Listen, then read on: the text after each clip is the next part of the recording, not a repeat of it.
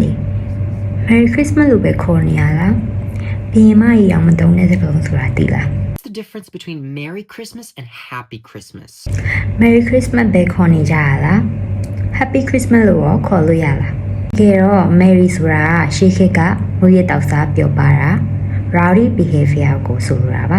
ဒါပေမဲ့ဗြိတိန်ပြည်မှာကြီး Queen Elizabeth ကတော့ Merry ဆိုတဲ့စကားလုံးကနည်းနည်းရိုင်းတယ်လို့ဖြစ်တော့ပိုပြီးရင်ကြီးတိမ်မွေးရဲ့ Happy Christmas ကိုပဲအမြဲသုံးခဲ့တာပါ Happy Christmas. Happy Christmas. I hope you all have a very happy Christmas. ဒါကြောင့် UK မှာ Happy Christmas လို့သုံးနေရကိုတွေ့ရတတ်ပါတယ်။ဒါဆိုဘာလို့ Happy New Year လို့ခေါ်ပြီး Merry New Year လို့မရှိရတာလဲ။ Merry ဆိုတာခဏတာပြောတာကိုပြောတာဖြစ်ပြီး Happy ကတော့တစ်နှစ်ပတ်လုံးရေရှည်ပျော်ဖို့ဆုတောင်းပေးရမှာပါ။နောက်ထပ်ဘယ်လိုစကားလုံးလေးသိချင်လဲဆိုတာကို comment မှာရေးခဲ့ပေးဦးနော်။